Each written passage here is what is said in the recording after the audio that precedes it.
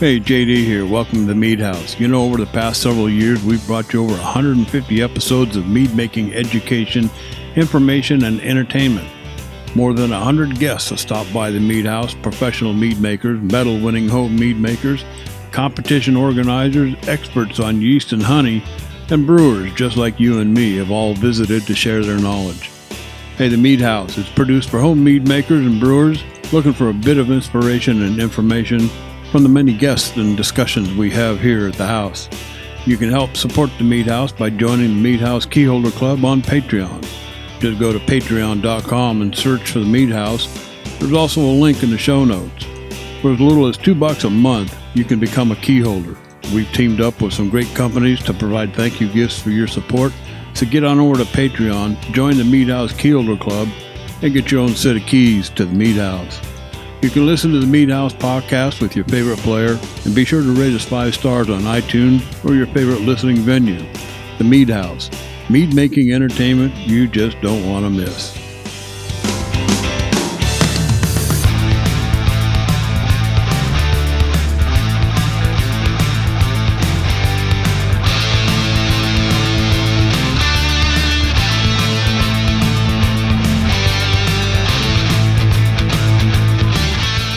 Hey, welcome to the Mead House, and thanks for listening. You know, I want to throw a shout out to a few folks on Patreon that just signed up recently. How about Amy Olson, Brian Hart, Ben Bagby, James Toth, Audra Smith, Philip Johnson.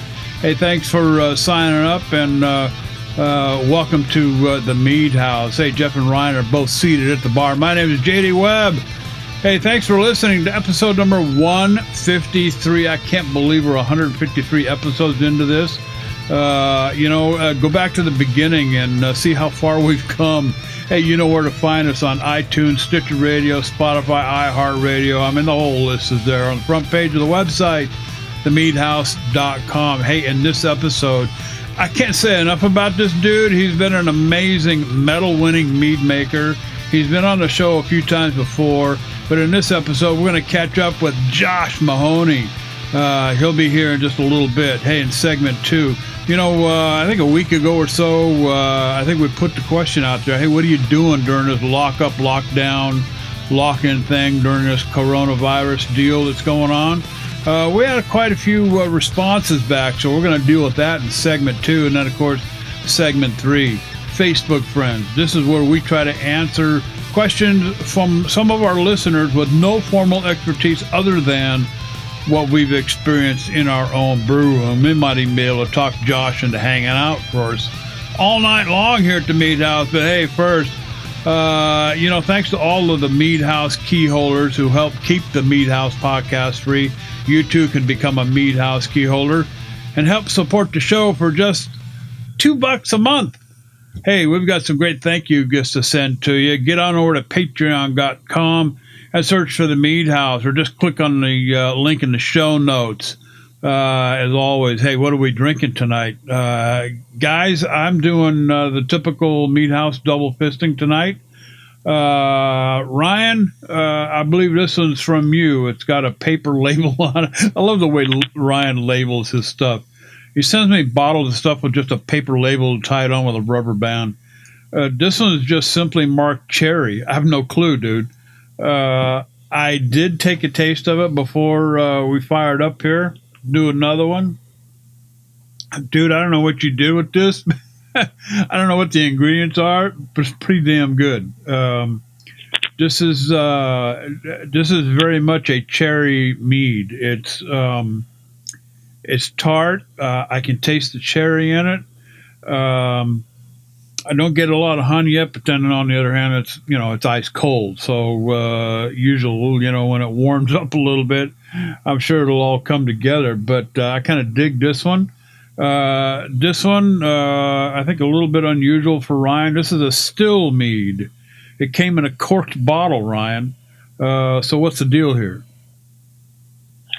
Yeah, that's it's my cherry mead. So there's not much to it. The cherries came from Andrea's grandfather lives in St. Paul, not far from us, and he's got a cherry tree in his yard, and went over there and took a bunch of cherries off. I'm not even sure what kind of cherries they are off the top of my head, but took a bunch of them and threw them in the chest freezer and did a freeze thaw a couple of times. And fermented them right on the pits with some honey, and that's about it. I mean, it's on the probably the light end of standard strength. Probably straddling somewhere between hydromel and standard strength, right on there. But all in all, I thought a pretty nicely done cherry mead, if I don't say so myself. Absolutely, you should say so yourself, because this is something that I really dig. This is it's on the drier side. It's not sweet at all. I mean, this drinks like a nice dry white wine. To be honest with you, and I dig this. This is really good. This is right up my alley, if I don't say so myself. In my other fist, I got to go back to Sap House. I've been hoarding this bottle of California Stars. This is a mead that was aged in a port barrel for 24 months. And, Ash Fishbein and the boys out there at Sap House Meadery, dude, I don't know what you got going here with this port barrel, but this stuff is just amazing. And I've been kind of sipping on it, doing only one finger at a time every month or so, trying to save this thing for as long as possible. Man, I tell you, it just reeks of honey. I get that port barrel finish on it. This is one of those things where you sit in front of the fireplace at night when it's a little cool outside. You kind of sip on this thing a little bit. California Stars from Sap House Meadery. Good stuff. Jeff, what did you put in your cup tonight, bud? So, my first glass, I am also having some Sap House tonight. I am finishing off the last of this bottle of the Hop Blueberry. Good stuff. Real nice drink. Yeah. Unfortunately, I think I drank this a little too slow. I feel like I'm getting a little oxidization here because the blueberry's not quite as bright as it should have been, and the hops are not quite as fragrant and out there, but it's still a good drink, even if it's not as good as I remember it at first gulp. I tell you, this is a really nice one. The other drink I have tonight is one of my own, and this is, I think this one is about 2 years old. I'm in the middle of a refrigerator and meat room clean out of my own here, and found one of these Basswood Traditionals. You guys remember Stinger mead from Winehaven? Yes. This was an attempt at cloning that. That didn't go as well as I wanted it to. And I wound up splitting it into a bunch of different batches, and this is the one that I just oaked for a little while. And man, it did not come close to the Stinger. It's a little too flabby, and now that it's aged a bit, it's just kind of it's smooth. I'll give it that. I did good there, and the oak is doing nice things for it. But man, I wish it had a little bit more of that acidity, that brightness that Winehaven's Stinger finished with. I kind of missed the mark there. So, if I do this again, I might have to do some further tweaking before I go to bottle. Practice makes perfect, huh? True. Good stuff. Ryan, the past couple of weeks we've been talking about the new, what did you call it last week? Brew Bunker? The Brew Bunker. The Mead House Brew Bunker North. I don't know if you've unpacked all the boxes yet or not, but I know you had a full shelf of all different kinds of meads and whatnots. And what do you got in your cup tonight? Well, tonight I am making a mead tail, or a mead cocktail, and this one I call For My Health. For My Health. That's the name of this one. So it's a little bit of a story. So a while back, I got some elderberries from Mountain Rose Herbs, some dried whole elderberries. And, we were talking maybe a couple of weeks ago, a few months ago, about how there's these old folk remedies, and, there's actually something to them once they're studied scientifically. Grandma wasn't just, dreaming up with the witch doctor, pounding, some weird, herbs together. But there's actually something to some of these. So elderberry syrup is pretty popular around cold and flu season. And there's actually something to it. There's quite a bit of scientific research that shows that elderberry syrup can help boost your immune system. It can also shorten colds and flus. And I even saw one study that said it was effective in helping people prevent H1N1. This was a few years ago. Anyway, so I had intended to make an elderberry mead, like an elderberry wine, popular in some parts of Eastern Europe. Sure.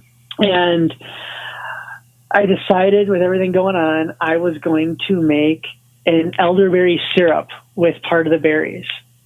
Well, I went to Mountain Rose Herbs, and Mountain Rose Herbs also has like blog posts and videos on how to do, different types of recipes, things like that.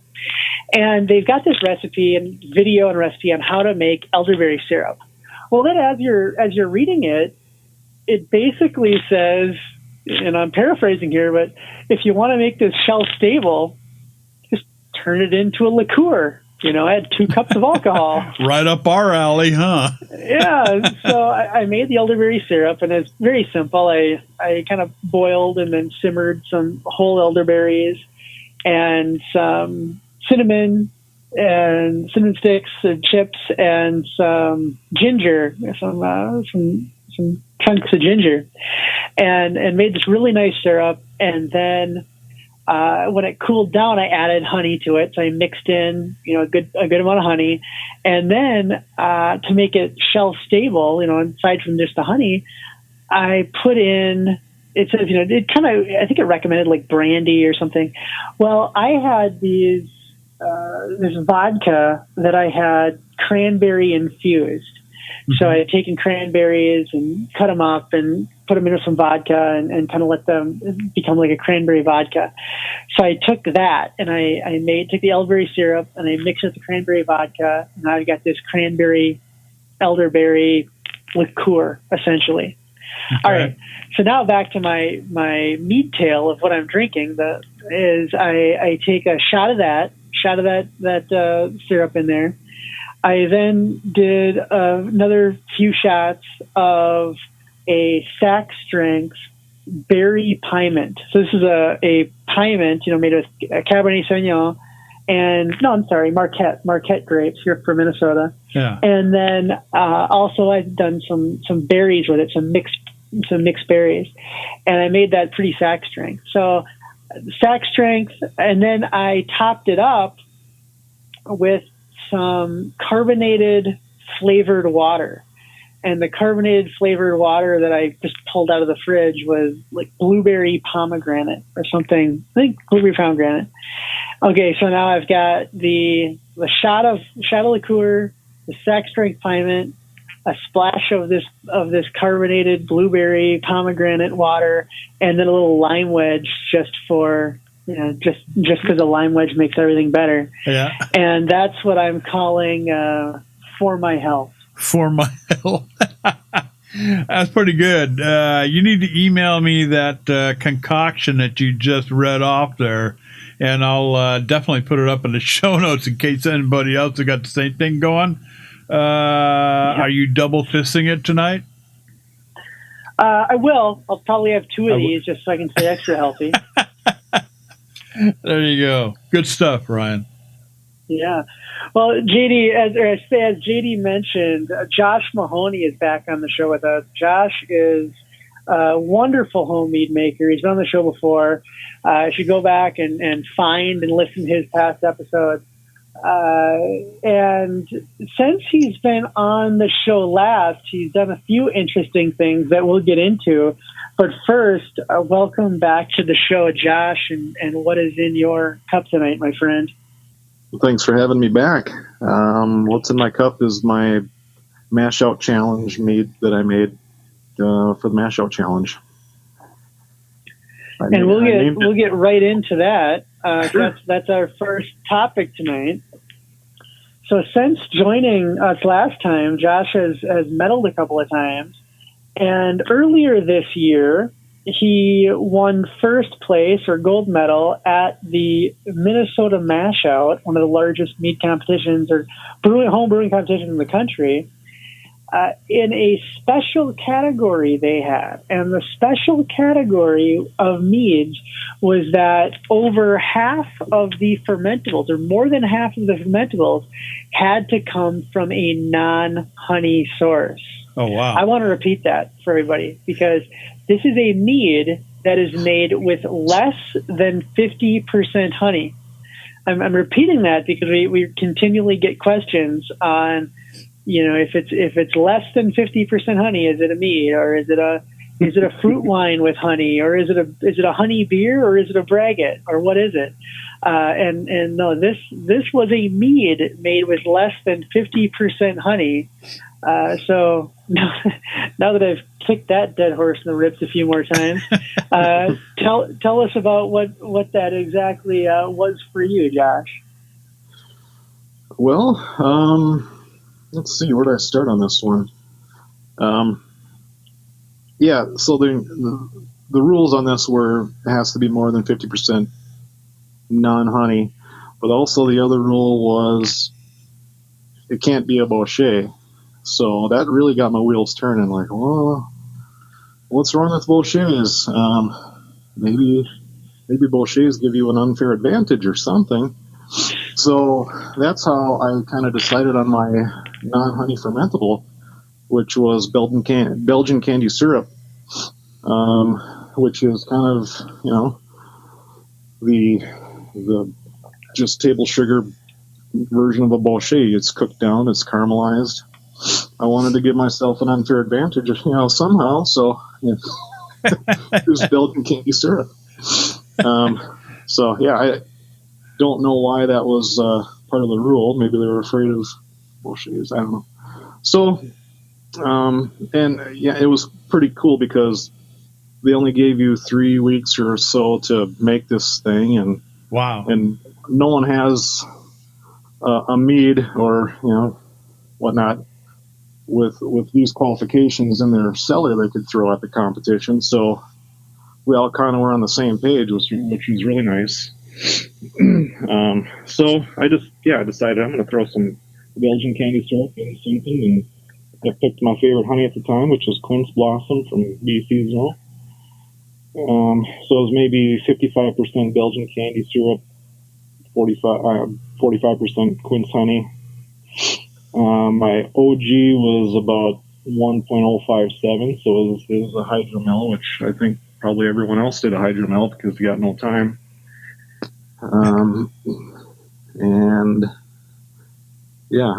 I made this on a stir plate. That's kind of my MO on these things. I want to get it done as quick as possible or efficiently as possible. I sprinkled USO5 onto it. Who needs a starter? It's such low gravity. Yeah. And let's see. I'm just looking at my notes quick. 7 days later, it was down to 1026. I was tasting it kind of throughout, and 7 days later, it tasted kind of like a flat soda, like cola or something like that. Really odd. I wasn't really expecting this flavor, but I thought, okay, soda pop's really popular. This might be a flavor that everyone likes. So I thought I'm gonna stop it right here, and I'm gonna carbonate the heck out of it like a soda. And that's what I did. I cold crashed it, transferred, cold crashed it again with gelatin finings, transferred again, and I was just hoping to be able to stop fermentation, which a lot of people tell you can't do. I'm not going to be the person to tell you that you can, but that's why I tried a bottle tonight to see if, it was going to be a gusher, and in fact, it was not. So that was the name of this mead, by the way. It's probably a gusher because I halted fermentation and did my best to halt fermentation. I did sorbate and sulfate, stabilize it as well. But so, Wow. Yeah, it's tasting just fine. It did not gush on me tonight. So does it still have that flavor? Does it taste remind you of a cola drink? Yeah, it does. It tastes exactly the same. I passed it around that night at the competition, and people were, it raised some eyebrows. Like, what is this? Is it? And so a couple people said, were you trying to make a root beer? And it's so odd to have these flavors come through on two simple ingredients like that. So I was surprised. Yeah. So tell us a little bit more here. Candy syrup comes in many different SRMs. What were you using? I assume it's something darker because you're kind of hinting at the Bochet side of things. Actually, it was the 45 is what I used. Okay. Yeah. So. And then did you put everything together at once, or were you kind of step feeding? Nope, threw it all together with some spring water. I put 0.3 ounces of oak in. Calculated that very precise. No, I'm not a scientist, so I just kind of threw it in there. At primary? In primary, yep. Wow. And, I did I put 2.25 grams of FT Soft Blanc in there. So. Okay. Sure. Okay. You're kind of giving us some measurements here, and it might be helpful to understand how big was the batch you did? Oh, that was a 1.32 gallon. Small batch. So. Yep. Yeah, very small. Okay. Excellent. So, well, I wouldn't have expected that either. This sounds very interesting, though. I think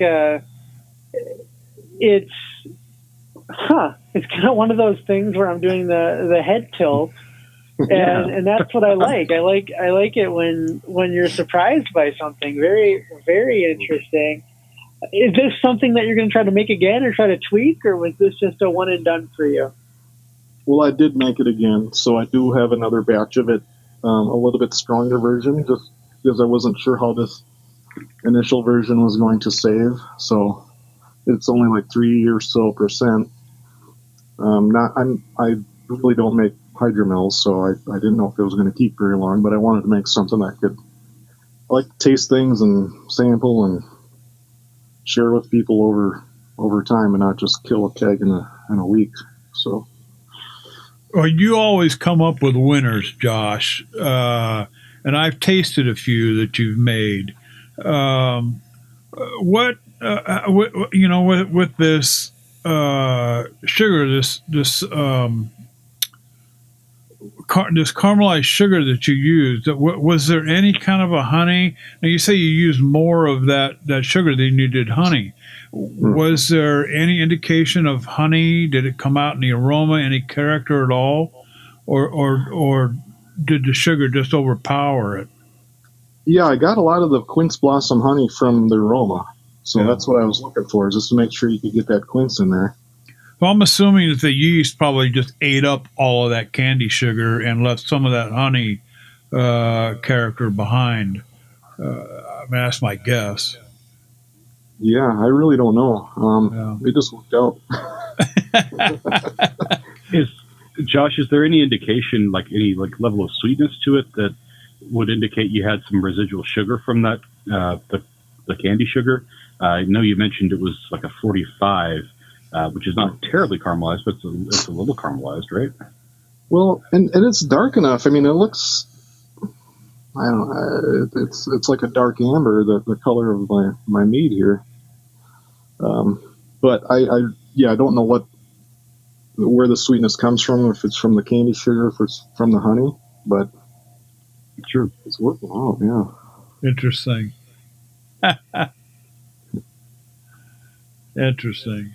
I love it when I mean, Josh has been on the show before, and I mean, this cat loves to experiment with all different kind of stuff. Was this something that did you anticipate anything on this thing? Were you unsure of the outcome?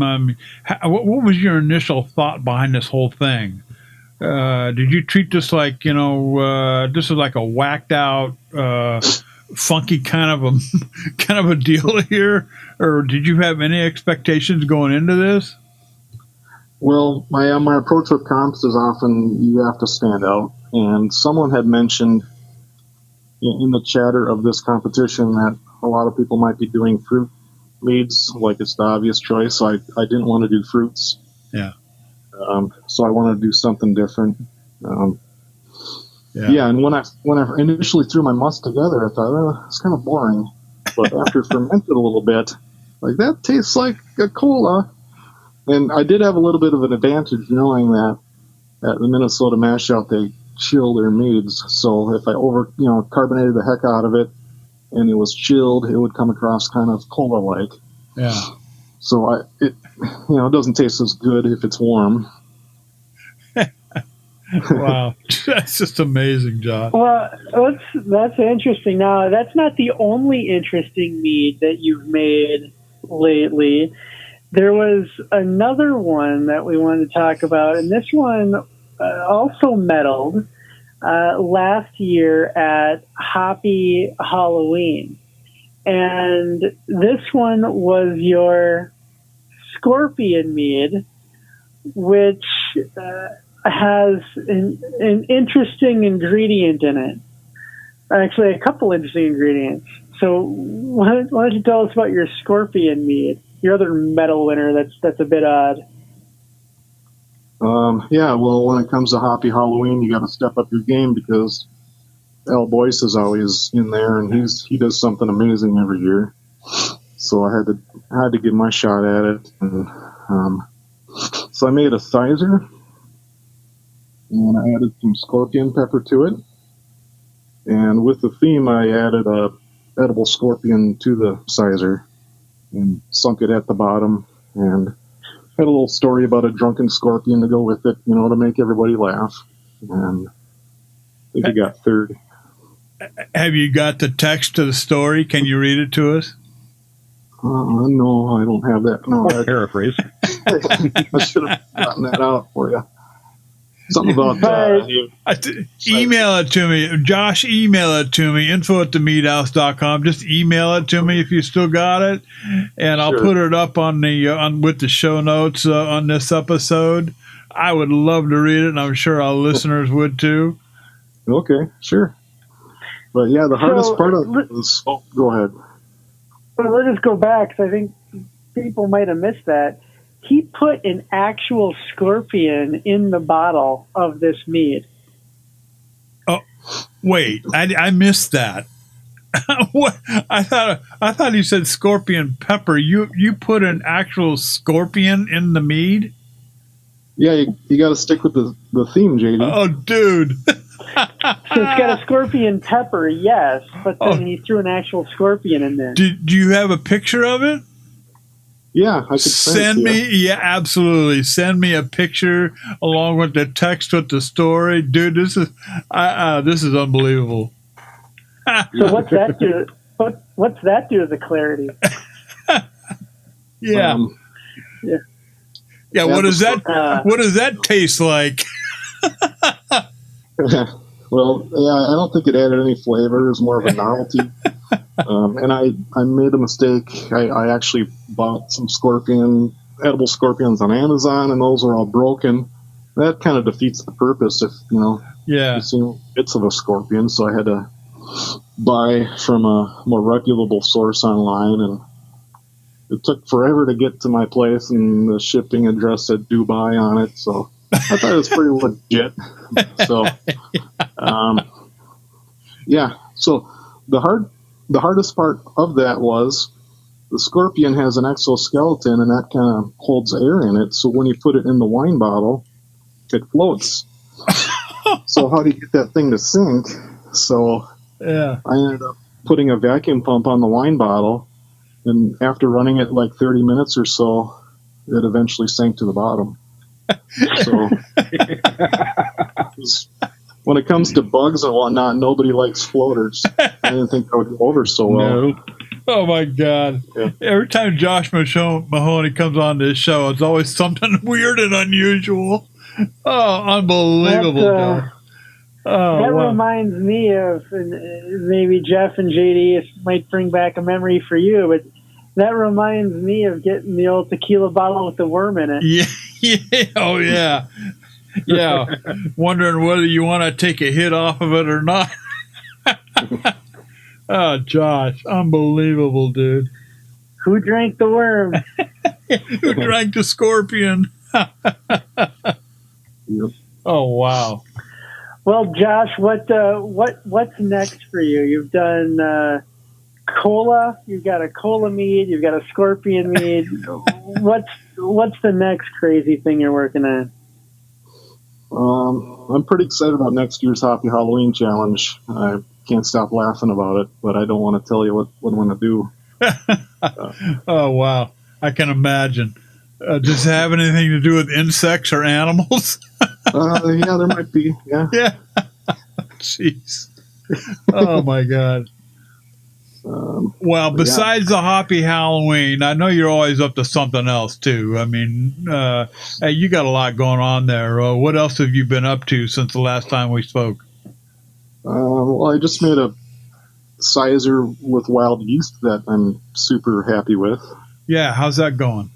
It's really nice. So yeah, every year our homebrew club gets cider from an orchard, and every year I let one of my batches wild ferment. Kind of tweaking my process over the years, and this one I added some orange blossom honey to it after it fermented out, and it fermented a little bit longer, and then it stopped, and it just tastes so good. And I kegged it, and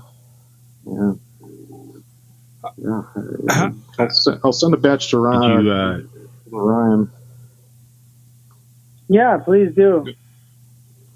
Jeff, jump in there. So You were when going you to say you wild fermented it, did you just use the yeast that was kind of like in the apple juice itself? Did you leave it out somewhere to collect some yeast? How did you handle the wild inoculation, if you will? Yeah, so I've done this maybe 3-4 years now, where I'll take my bucket and just let it go in my garage.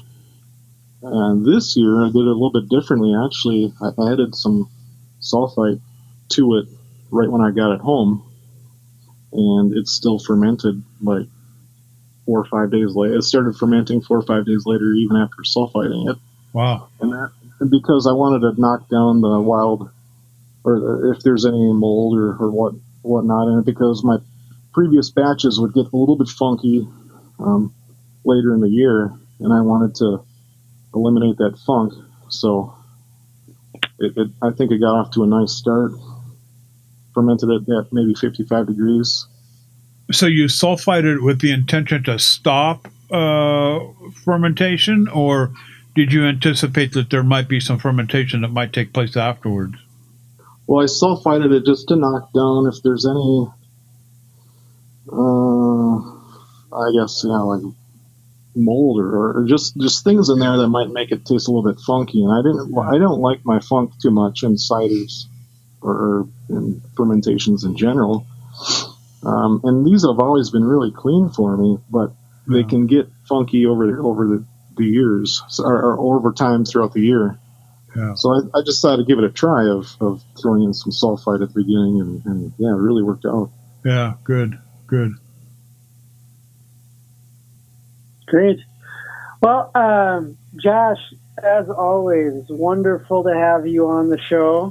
Appreciate everything you're doing. Can't wait to try some of it. Any last thoughts here, Jeff or JD, before we let the mad scientist go? I want to know what's on his to-do list. I need to move. We're trying to move right now. Oh, are you? Yeah, it's hard to think about moving glass carboys But Talk I'm to thinking- Ryan about that. Yeah, I know. I'm just staring at my kegs. Like, all I can do right now is tweak my kegs Yeah. and cry that my stuff isn't being judged at Nationals and Mazer Cup. It's just pretty sad. But, understandably, you gotta be safe. Yeah, I hear you. So, Yeah. But consult with Ryan. He's an expert at moving. okay. Since he moved Mead House north from one location to the next here just Sure. recently. But you've always, since I met you up there at the R&B, you've come up with some really amazing stuff. I've tasted, your meads, and believe me, you're on the cusp, dude. You just got to keep on doing this. You're a medal winner. You're the kind of people that a lot of our listeners, take good advice from. And before you leave, is there anything you would like to offer to a lot of our listeners out there about making, mead at home? Any advice or pointers or anything you'd like to throw out there? Oh, boy. Well, I guess, I don't know. There's different ways of making mead. That's all I got to say. My way of making mead, I don't obsess too much about the science of it. I just kind of shoot from the hip, but I'd also have a respect for the science too. Keep things clean, pitch enough yeast, make sure you got your nutrients. Other than that, that's... No, you just said a mouthful, because I'm not a scientist either, and I'm 67 years old. I'm not going to get involved. It's a little late for me to get involved in all the science. I just want to make stuff that tastes good. I respect, like you, I respect the science of it. I kind of rely on Jeff and Ryan for that part of the deal. But so much of it is involved in the taste of it. If you like to drink it, it's good. It come out good. You're good to go. If it's not, then hey, I feed the LA sewers with it, and I start again with something new, Right. something else. So no, you said a mouthful, dude, and we really appreciate you coming on with us. You're welcome here at the Mead House anytime, dude. Well, thanks, Katie. It's fun having being on the show. I tell you, I miss you, and I'm going to miss being at the Iron Bee this year for sure. I'm not going to be able to, to make it there, but I miss visiting with you, and maybe we ought to hook up a little more often. I got your number now, and Absolutely. we'll certainly hook up. But appreciate you coming on the show. Jeff, you got anything? Yeah, Josh, before you leave, I was going to say, how are you doing with your Iron Bee, your 2 entries into Iron Bee? Is this racking your brain like it was last year? It's a cool ingredient. I like it. I only used that ingredient one time, so I'm not really experienced with it. But cracking the bag open, and it smelled a lot fresher than the stuff I used in the past. And I made a tea with it. It was delicious. I have not put it in a mead yet. Okay. I don't want to disclose too much, but I think it's vague enough. Of course not. I want to make a root beer with my daughter, and I think this might fit into that root beer, because everything can go into a root beer, so that's not really disclosing anything, right? Yeah. I think that would fit in pretty well to a root beer recipe. So Good deal. All right. Well, we wish you the best of luck in that, and we'll talk to you soon, buddy. All right, thanks, Ryan. Thanks, Josh. All right, have a good Thank one. you, Josh. You too. Bye, Jeff. All right. Josh Mahoney. I tell you, that cat is always up to something. Scorpions. I can't wait to get the picture from him. And oh my God, I'm trying to process that in my brain. I mean, oh my God. I'm going to have to go on Amazon and just find out what the hell he's talking about. Scorpions, edible scorpions. Oh my Good God. source of protein, I hear. I've had escargot. I mean, everybody knows that snails. I mean, fancy, French restaurant somewhere, and they're not so bad. I mean, they're a little crunchy. I mean, they got like a texture to them, but they're usually the ones I get are usually cooked in so much garlic butter that you really don't have any idea what you're eating. It just tastes good. But when you process the fact that, dude, you're just eating something that crawls around in your garden at home, it's kind of weird. But I mean, what the hell? Scorpion. So, I don't know. Like I said, I can't wait to see the picture. Ryan and Jeff last week or so, I think it was, we asked on Facebook what Mead House Nation was making during this lockup, lockdown, lock-in, coronavirus isolation. Lock yourself in a dark room somewhere for the next 15 days or whatever it takes. I guess we heard from a few people. So Ryan, lead us off, dude. What did we hear back from some of our Facebook folks out there in lockup world? Yeah. So Nathan told us he's making a traditional mead with pine honey, which he is described as sweet, having some spice and wood note. It's not a honey I'm familiar with at all, but I'm glad he gave some more context. He said it's from Turkey. It's an unusual honey that is not entirely produced by honeybees, but a scale insect that lives on the sap of Turkish pine trees and other pine varieties. Wow. Sometimes it's called honeydew. He's using CY17 yeast. That's not one I'm familiar with. I haven't played with that one yet. Which is typically used, he says, for sweet white dessert wines. How do you get that honey? What's that, JD? How do you come by that honey from Turkey? Where do you go to get that? He didn't say where he got it, but like I said, Michael, from, I don't know if he got it from Michael, but Michael here from Worker Bee imports honey from all over the world. I mean, at any given point in time, he's probably got honeys from a couple dozen countries around the world. So there are honey importers in town and probably in most major cities that have some of these, and maybe you can just get them yourself as well. But I thought that was very, very interesting. I didn't realize that was this Turkish honey that's made from insects, and those notes sound pretty interesting. The spicy and woody and a little bit sweet.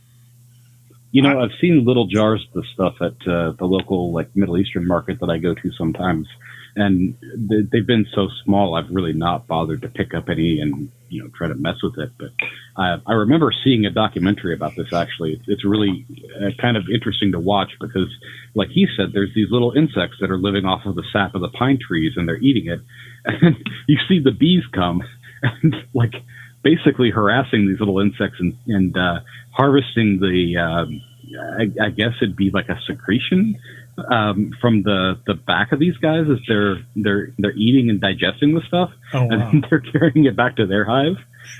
It's pretty wild, man. Wow. I'd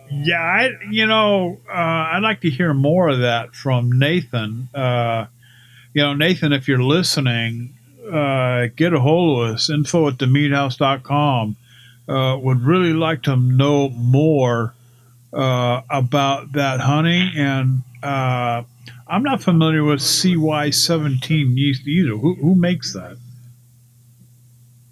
Where's that from? Yeah, I have not played with that one, so I don't even know the manufacturer. I don't know if it's Lalvin or who it might be, but it it sounds, it's used for sweet white dessert wines, and Yeah. I think he might be on to the right track here if he's trying to keep some of those characteristics intact, which I definitely would. Yeah, absolutely. And then we've got Todd. He's apparently trying to make a mead that resembles Bananas Foster. Um, This is something I've kicked around for a while. I've kicked around trying to make a Bananas Foster mead. I've thought about how do I add the bananas, how do I add the caramel, where do you get some rum, do you want to then add some cream, how do you do this? And again, I'd love I want Todd to write us in and tell us what he's doing, because I'd love to hear more about that one as well. Yeah. But yeah, I've been thinking, like, do you if I was going to go about this, and I'd like to hear what Jeff thinks, but do you add Bochet honey? Do you then maybe caramelize up the bananas before you add them in? Do you maybe throw some lactose in there? Maybe you pour in a little dark rum, as you're finishing it out. How would you go about a Bananas Foster mead? You're hitting most of the notes I would think of. Realistically, yeah, I would start with the Bochet honey just for the caramel notes. That seems like a no-brainer there. I would probably I don't know if I would, pan fry or if I would try and do like a broil, but I'd try to get some plantains just for a little extra banana-y, caramel-y flavor. Because when those guys get really nice and, I don't know, baked or roasted, fried or whatever, you get a lot of character out of those. So I think I would go that route. Like you said, I would probably add maybe a little bit of lactose for some creaminess. I'd be tempted to kind of dial that in closer to the finish than put it all in up front, just because I don't want it to get too thick or too full-bodied. I suppose there's something to be said for the popularity of these, the milkshake IPAs lately that are just so thick you can cut them with a knife. But yeah, no, I think that's a pretty good start. And then probably I would soak some oak in some dark rum, maybe like half an ounce of oak, probably some dark oak, just for those flavors, and then maybe half a cup of dark rum. Let that sit around for a little while. Toss the oak and the remaining rum in there, and let that hang out for a little bit. Really flavor it up. I've never worked with plantains, but I've done bananas. And the other tip I'll give on the bananas is don't be shy.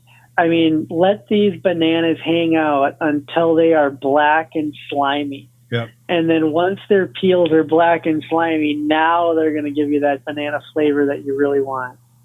You throw them in when they're green or greenish yellow, and you taste nothing but starch. Yeah. And I don't know if you guys have seen these, but I am so gun shy about trying a banana mead in general. I've seen so many Facebook posts like the bananas kind of got soft and then they all rose up with the krausen and bottle bombed the fermenter. So I would definitely do a bucket for this just for that sake. But man, it seems like the banana meads are so energetic. I'm kind of like, ooh, do I really want to do this? My wife loves plantains. There's a Mexican restaurant here in town that we frequent, one of our favorites, and they have fried plantains as a side dish, and she always orders it. And I have tasted, she'll give me one or two of them when she gets the plate, and I'll tell you, there's an intense banana flavor. I mean, far more banana flavor than you would ever get from like a regular banana. The other thing, there's another banana out there that I was recently turned on to, and these are these little mini bananas or baby bananas or whatever you call them. I mean, they're probably no more than 4 inches long. I tell you, what an intense banana flavor, especially if you let them go ripe. Oh my God! So that's an option too. I like Yeah, the. I mean, Go ahead. there's also there's a variety of banana that I haven't gotten to try or play with, but apparently there's like what do they call it? An ice cream banana. It apparently the flesh tastes like vanilla ice cream. Oh wow! And it's another one of these really small ones. Of course, you know the Cavendish bananas, the kind that we're used to getting at the supermarket. Those have been bred to be big and really fruitful, big fruit. Most varieties of bananas that you would find elsewise are really tiny, like these guys. But yeah, no, I've been looking at that and wondering how to source some of those and yeah, just try it for one. I've heard it's not exactly like eating banana ice or vanilla ice cream, but it has a definite like very sweet note to it. So I'm really interested in those. Yeah, and there's a brand of rum out there that I would consider for this is Cruzan. They make a blackstrap rum. It's very dark, very rich vanilla, and very very dark caramel flavor to it. It's really good. I mean, it's good over vanilla ice cream. And that's the rum that I would probably choose to add to this if I were to make this. But Todd, I hope we've given you a little bit of inspiration here. This sounds like a really good project. One that maybe I would like to pursue maybe in the future. But I think this bananas. The only time I've ever had bananas Foster's has been on a cruise that my wife and I have taken a few times before, where they've served bananas Foster. That's my only experience, and it's quite good actually. Absolutely. Let's keep rolling right along here. Kevin told us that he made a tapachi. I'm not sure what that is, and a ginger ale this weekend, and potentially looking at converting both recipes into a cider or a mead next weekend. The ginger ale, absolutely. I've made ginger ale inspired meads, and I've got to put another one together here in the next I'd say this spring still. But I really enjoy that. I really, really like that one. But the tapachi, I think it's a traditional Mexican beverage. I want to say it's from the Yucatan. I could be wrong on that one.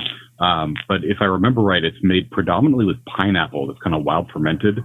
And some of the recipes I've heard of for it include things like jalapenos or ginger and other really interesting flavors to go with it. So I could see that. I've kind of wanted to try one of those myself, and I could see that being a really interesting mead as well. Yeah, tapachi is made with pineapple and panela, usually made with the I've always had a difficult time pronouncing this brown sugar. Palanchillo. It's actually brown sugar. You find it in Mexican. Right. If you go to a Mexican store, there are these cone-shaped brown sugar, and it's made with that. So that might be an interesting mead as well. Yeah, another way to get some more of your fermentable sugar from a non-honey source there, kind of going like what Josh was doing. Yeah. Let's wrap this segment up here. We got one more, and this is an interesting one. Glenn let us know that he was making a maple coffee mead. He calls this one the Nor'easter. He ran down his recipe for us. He said it was a 3-gallon batch.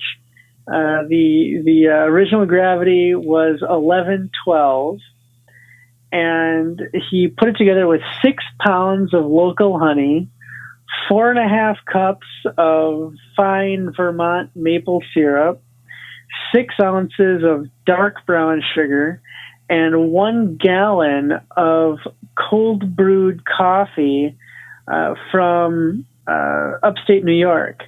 And then he fermented it with RC212 and told us that it is rather delicious.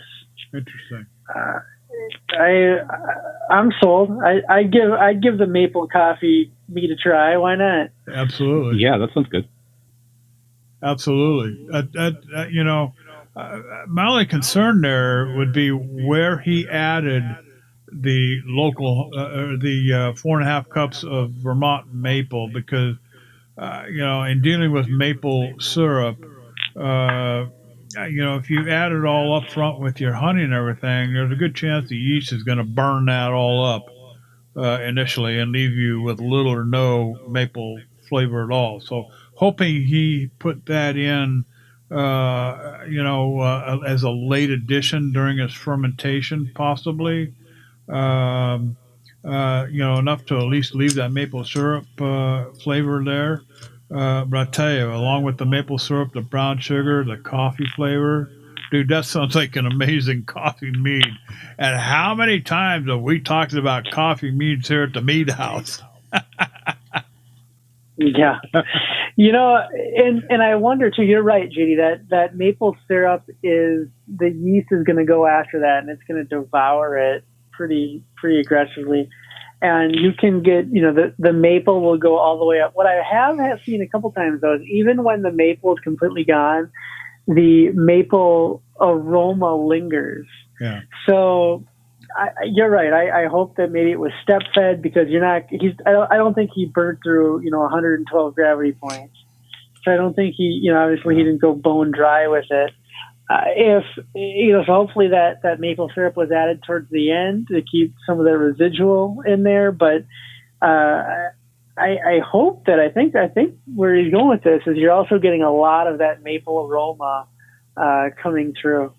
Well, the funny thing about that, if you can get that maple aroma to come through, if there's some residual sweetness left over, that can sometimes trick your brain into thinking, wow, that maple flavor is really there. So as long as you can get that kind of an aroma out of it, and then that little bit of residual sweetness that might be left from the ferment, hey, it sounds like he's got a good thing going here. Absolutely. All right. Hey, moving on here, Facebook friends. Of course, this is where we try to answer questions with no formal expertise. Want to make sure everybody's clear on that. Other than what we've experienced in our own brew room, which sometimes leads us into other things. But at any rate, we got a ton of stuff to talk about here, guys. Ryan, I'll let you lead this one off again. Robert, with the banana mead. Keep talking about bananas. Oh no! First of all, let's before we get to Facebook friends, why don't we wrap segment 2 with a little update on Iron B? Have we got anything new to talk about here? Well, yeah, I'm glad that you reminded us of that. Thank you, JD. The Iron B is still registration is still open. We do have some spots left. We've had tremendous demand, and a lot of people are signed up. You heard from Josh. Josh is a great mead maker. He is in the Iron B, but he's also in the same group as everybody else. Like you said, he's kind of played with the ingredient once before, not an expert at it, doesn't know what he wants to do with it. That's like everybody, whether you're a championship mead maker that's been, doing it for a decade, or whether, you've been making mead for 6 months and you want to give it a shot. Everyone's in the same boat. So we do have a few spots open still. Get in on those. Amazing thank you gifts. We're going to send you an ingredient pack that you can then use and play with. Jeff will get that out to you right away from the Mead House Fulfillment Center. And we've also had some more questions about, are you guys still doing this? Is it going to get pushed? Is what is it going to get canceled? NHC, the National Homebrew Competition, got completely canceled. The Mazer Cup has been postponed. Again, we talked about last week, but I want to say it again because I saw another question online last week. The way that our competition is designed, we do not have any major hurdles, any of the hurdles that those other competitions had. We have made arrangements. We are able to do the judging on schedule as we've put it on as we have it on the competition website. The only thing that we're waiting on is the competition, competition is the award ceremony and after party. So the award ceremony and after party are still up in the air, like as to when we're going to do them. But the judging, we've made arrangements, and that can take place as scheduled. So we are going on. We are going as planned, and it's just going to be another amazing event. And so join us, and if you want to sign up right now, go ahead and sign up, and Jeff will get you out an ingredient pack, and welcome aboard. Excellent. Very good. So segment 3, Facebook friends. This is always kind of a fun segment here at the Mead House, and we're very proud to do this because we like talking directly to our listeners and to the folks who who participated in our Facebook page there. Ryan Robert says he just made up a batch of banana mead. We were talking about this earlier in segment 2. Why don't you lead us off with that one? Yeah, so he started off with a traditional mead and added 2 bananas to it. He mashed them up. He also added 1 cup of tea with a small box of raisins. Unfortunately, he couldn't chop up the raisins as they fell out of the small box like pebbles. They should still be all right. After 10 days, he'll remove the bananas from the primary and continue to ferment for a total of 4 to 6 weeks. His question: do I rack and taste test and add more bananas for flavor if needed? He said he'll do a rack and taste test. He's not asking questions, he's just telling us what he's doing. He'd love to hear from others out there that have tried this or those wanting to try it and compare notes. He wants us to know he does not use any chemicals for fermentation, no sorbates, no phosphates, nothing. I try to keep my brews as natural as possible. Why? We already have enough chemicals in our food already. Why add more? Plus, I'm cheap. I don't feel like buying all of those things. Not to mention, man was making mead long before man-made chemicals were even a thought. I just like to keep it simple. That's me. So, interesting. I want to look at this one because a couple things. He's talking about bananas, and we're going to talk about bananas anyway, and interesting way to do it. I like how it's another way of what Robert is saying here is that instead of doing the bananas in primary, he's calling it primary, but it sounds like if I'm understanding what he's saying, is he made a traditional mead and then he added bananas to it. Maybe I'm understanding him wrong, but if we take this to mean secondary or after the most vigorous fermentation is done, it's an interesting way to add bananas. I like that. I think that he can probably retain more flavor that way. I don't think the bananas were going to give him a ton of sugar anyway to count on. It's not like he added 2 bananas, so it's not necessarily like he was, doing a banana bomb, we'll call it, where he was going to go buy a pallet of bananas and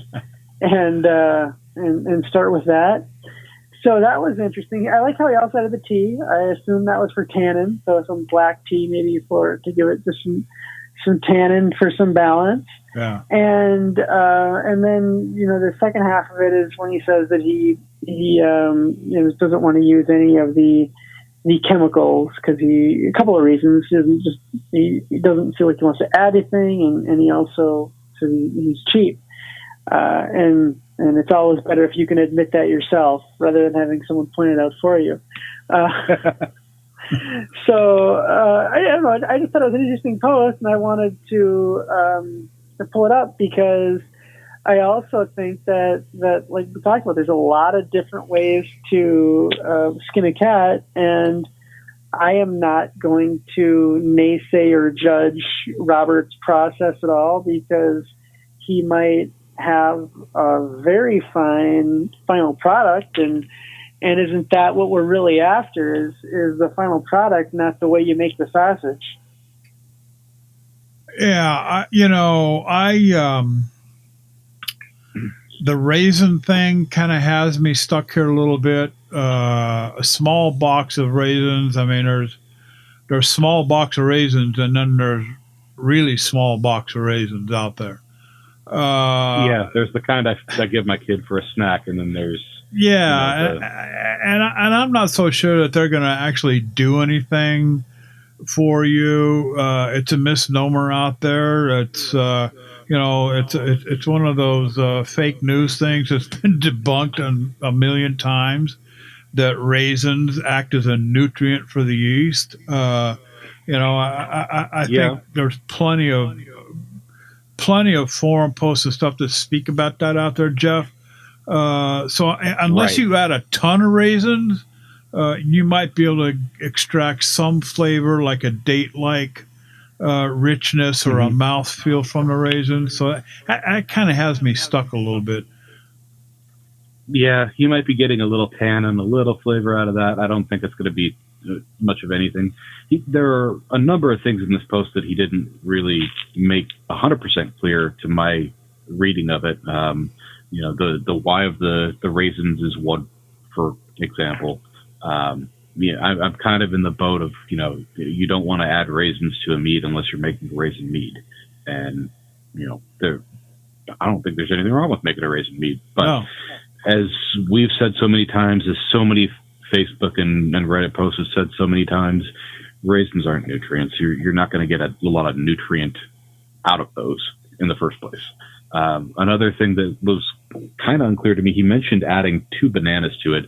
He didn't really tell us what size this batch is. I mean, 2 bananas in a gallon is maybe a good amount of banana. Two bananas in a 5-gallon batch really isn't much of anything. I worry that he's going to get enough banana flavor that way. So I would lean towards probably a gallon, but I don't know. And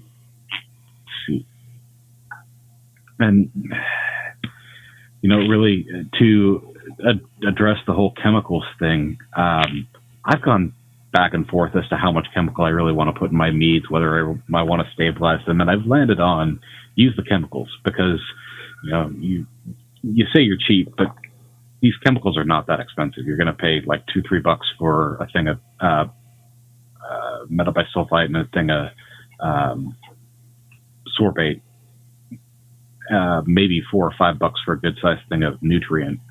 This is not a major outlay to my way of thinking, especially when you consider, like, from a historical standpoint, we've been making mead for a really long time. But one of my favorite examples of this, I forget the exact recipe book, but one of the older recipe books that talks about a braggot recipe, the praise for it in the author's,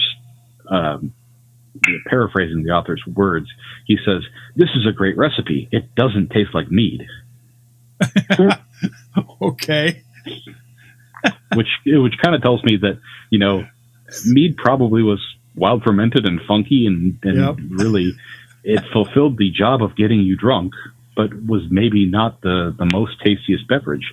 And you got to realize that I think the idea of having a beverage that tasted good, and we were drinking and refining the flavor of it, that's a modern conceit. That's something that we're doing now that our forebears, if they put honey and water together in a pot, used the magic stick to mix it up and wound up inoculating it in the process, and they got something good to drink, that was as much by accident as anything else. I mean, as long as it got them drunk, it was accomplishing the goal. Yeah.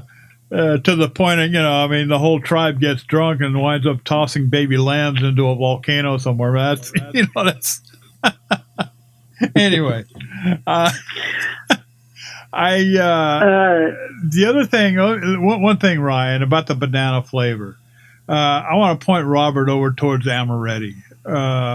You should go over there, Amaretti.com, and search through all the different. I mean, there's hundreds of different flavors over there. You make use of some of the Amaretti products. We can't speak enough about them here at the Mead House. All three of us are very, very big fans of Amaretti and all of their flavors. So I would point Robert in that direction, Ryan, as far as the banana flavor goes, or anybody else that's interested in doing a banana mead. But go ahead. I completely agree. You don't have to worry about the mushiness or anything else. And if we get to it, I'm going to bring that up. Why don't we just jump to it right now, and so we can say I'm going to have the same bit of advice here. This is one from Reddit. There's been some talk in the past about using graham crackers at different times in the process. Could you tell me how you've used them and your experiences? Maybe some pros and cons, or ratios and results, or what you'd have done differently. Well, a few people chimed in on this, and just to kind of group their responses. Some people had said, I've used anywhere between 1 and 2 boxes of graham crackers for a 5-gallon batch. They recommend using graham crackers in secondary and using them in some sort of a really ultra fine bag, because the graham crackers turn into goop and will soak up a lot of the liquid. They also said that, it gives a great, kind of pine crust flavor. And, JD talks about, how, in beer brewing, guys will, bake a chocolate cake and they'll throw the chocolate cake in secondary, why not? And so kind of like with this, it's the same sort of thing. You're trying to get this graham cracker flavor, and we've talked in the past about different malts that you can use. I use a little bit of this malt and that malt. You can kind of mimic a graham cracker flavor. Or, Katie, that cherry mead of mine that you're drinking, you might even be getting a little, as it warms up, you might even be getting a little cherry pie crust, on there. Yes, absolutely. And that's just coming from like the being fermented on the pits, as far as I can tell you. And anyway, so I completely understand why you want the graham cracker flavor. Completely get it. And yes, if you're doing a braggot, you could use some malts to perhaps do that. You could throw whole graham crackers in there and deal with the gloop, deal with, sucking up the liquid, deal with having to clarify it, that kind of thing. But again, just like JD said, my recommendation on this one is just go to Amaretti and buy the graham cracker extract, and 1 or 2 drops of that in your batch, and you're probably exactly where you want it to be. Yeah. Agreed. Jeff, from Matt, what do I do with a blueberry mead that tastes like vinegar? Well, make a salad dressing out of it would be my first response. Mead made 8 months ago, 1 gallon out of huge waste, used a lot of fresh blueberries. And the only reason I'm pointing this towards Jeff, because Jeff is probably our resident expert on blueberries. Sanitized everything with 1 step, boiled the blueberries. That worries me. Just tried it after aging. and it tastes and smells strongly of vinegar. Has a small white layer on top, et cetera, et cetera. Yeah, I mean, you see it in the notes. What's going on? Yeah. Well, he goes, I'll just finish out what JD said, et cetera, on. It has a strong, smells strongly of vinegar, small white layer on top of it, otherwise very clear. Should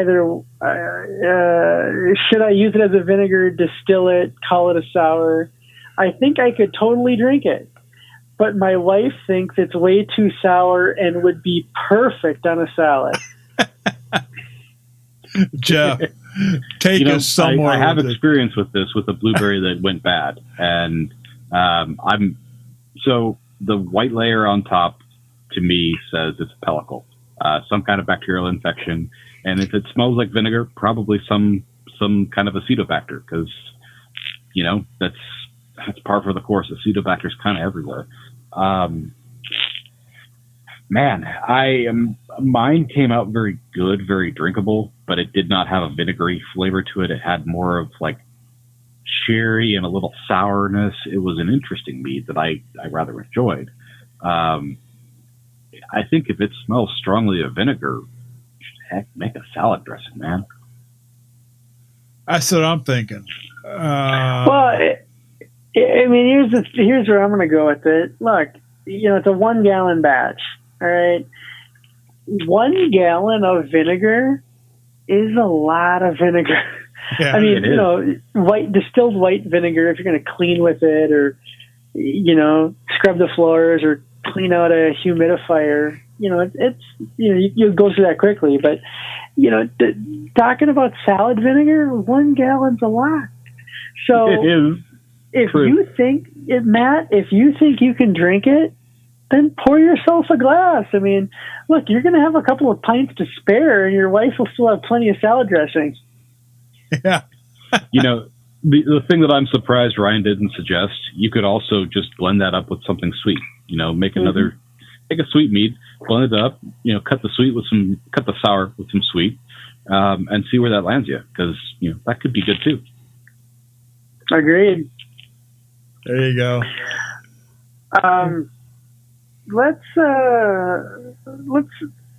Let's jump down to Chris. Chris is at home on a quarantine lockdown situation, and he wants to know if anyone has a home brewing with household ingredients recipe. Now, he was more focused on trying to create a beer. And I said, well, it's going to be hard to make a beer without malt. I said difficult. I didn't say impossible, because I've seen guys try to MacGyver beer out of what they could find in a grocery store, and use flour and wheat berries, or whatever the heck they found. But he's talking about what's in his pantry, what he has at home, and so I said,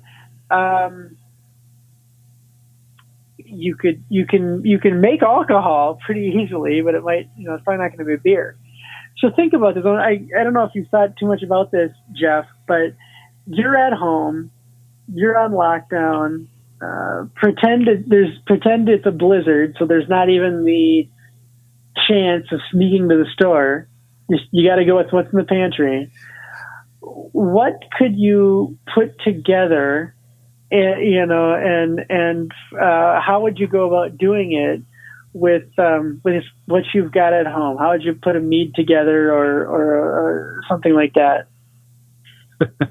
So, in my case, this is cheating, because I do have a backstock of honey, and I do have a backstock, and I'm talking a major backstock of frozen fruit hanging out in my freezer, just waiting for me to do something with it. So that may well happen in the next week. the thing to think about is, as long as you've got a source of honey, you can make a mead.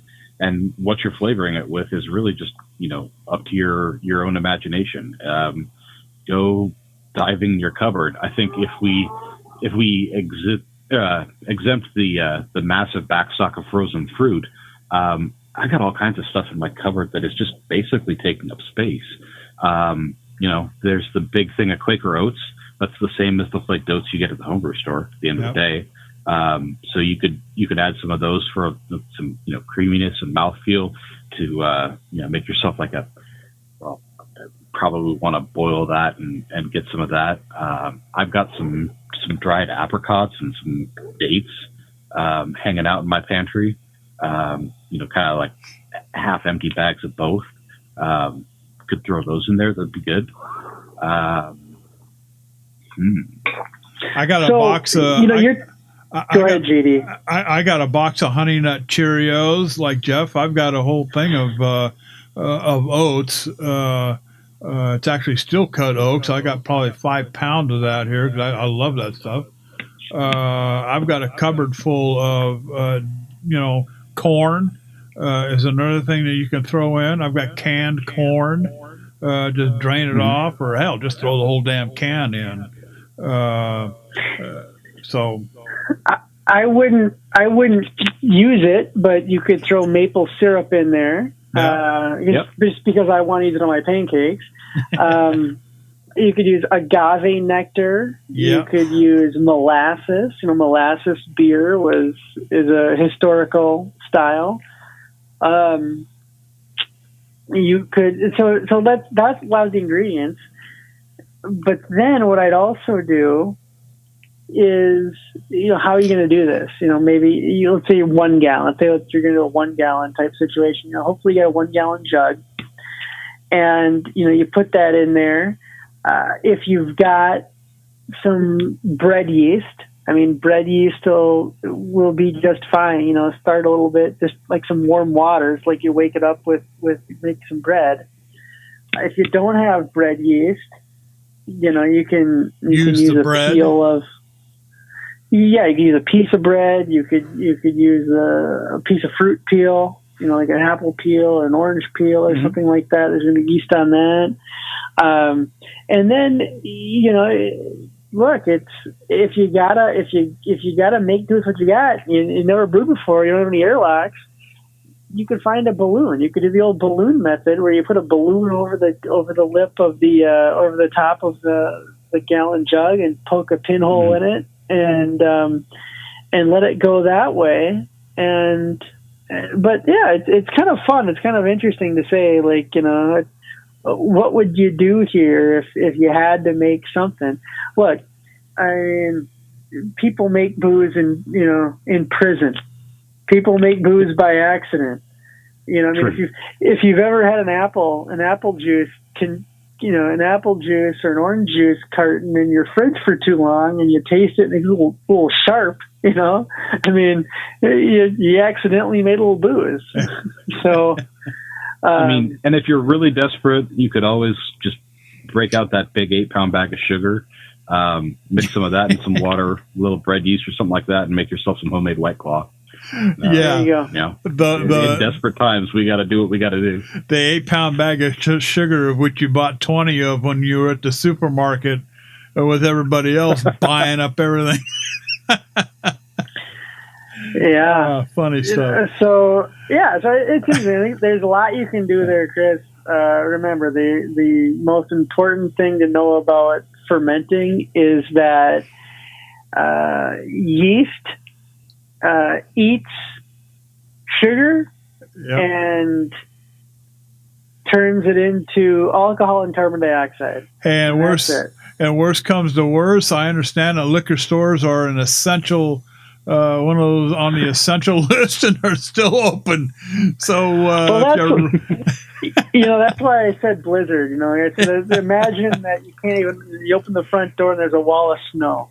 So it's not one of these, I just go down the street and pick up whatever I need. It's just, hey, it's kind of like that. I like Phil's question too. You like Phil? Okay, let's talk about Phil. Phil says, a question for the hive mind. Those of you that use the Big Mouth Bubbler, what do you think and what do you recommend? Thinking about getting a couple of plastic 6.5 gallon ported bubblers, currently using a plastic bucket, which my only issue is that I hate using auto siphons. The other option is to drill the bucket, which is cheaper, and I have a few, spare spigots laying around. Okay, I'm gonna take this first because this is what I do. I use the Big Mouth Bubblers. I have the 6.5 gallon Big Mouth Bubblers. I like them. I like the Big Mouth Bubbler a lot. So a Big Mouth Bubbler is it's a fermenter. It's a primary fermenter that's got a really wide mouth on it. I mean, almost like a bucket, and you either you push like a gasket and you push the lid onto it, and the lid's drilled for an airlock. Tell them why else you like them. So I was going to get into this. Why else they come in glass? Yeah, they come in glass and plastic. I have the plastic ones. I love them because they're plastic. They're really light. They don't break. There you go. And then when if you can drop a fruit bag in there or whatever it might be, pull it right out. You can get your whole arm inside of it to scrub it clean. Now, the ported bubblers, what he's talking about, have ports built into the bottom. I love doing primary in the Big Mouth Bubbler for a couple, like all the reasons I mentioned, but then for two more. Number one, when I go out of primary into secondary or into bottling bucket, I do a lot of that. I just do primary a lot of time. I just put a hose onto the bottom of it and boom, poured it right over into the secondary of the bottling bucket. No auto siphon required. Now he's mentioning a bucket. I could drill a bucket and I could do that with a bucket. Absolutely, you could. No problem, no question there. What I like about the Big Mouth Bubbler is that it's clear, so I can see what's going on inside of that fermenter. And that's also what I really like. I really like to be able to see what's going on in there and have that much more control. So I really like, that's why I do it. I really like them. I've got a couple of them. And yeah, of course buckets are cheaper, but these aren't that expensive, frankly. So it just depends if you want to pay a little bit to get some of those advantages. Well, and they're pretty sanitary too. I have one, but I don't use it to ferment. I actually use it to secondary in on occasion when I add, if I want to dry hop or if I want to add fruit or something that I need to put in a bag, I'll put it in that Big Mouth Bubbler and secondary for a while in it before it goes into a keg. Jeff, you and I pretty much use a stainless steel. So the disadvantage, of course, like Ryan, he likes to see what's going on. We actually have to lift the lid to see what's going on. But they do come with spigots. Well, and I do have a 3 gallon. It's not a Big Mouth Bubbler. It's the Fermonster. It's the it's another brand. Same idea. It's big plastic fermenter with a nice big screw top wide lid at the top. I really like it. I picked it up just because I didn't have any 3 gallon fermenters, and it was cheaper than glass.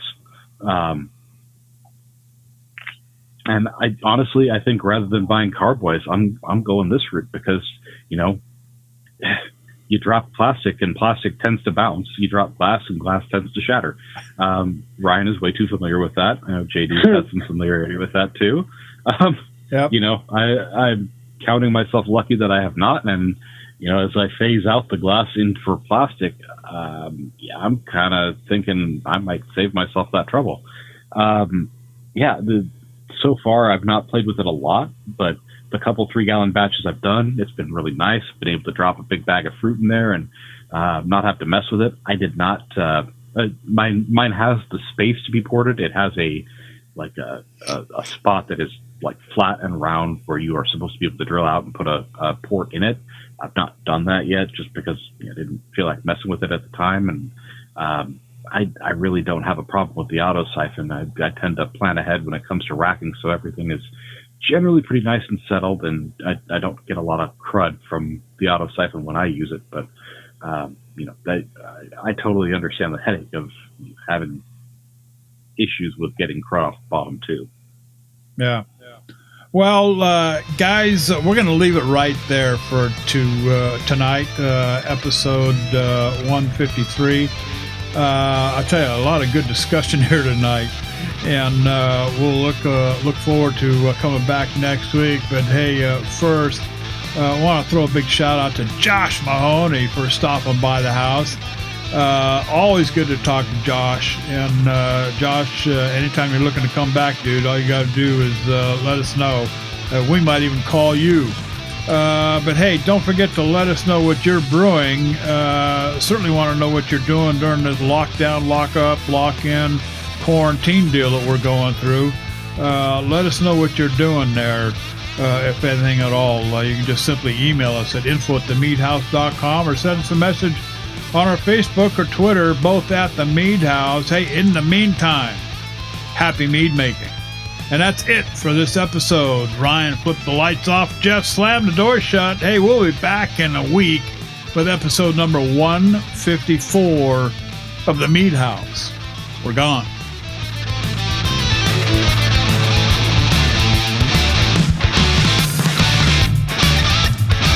That's a wrap.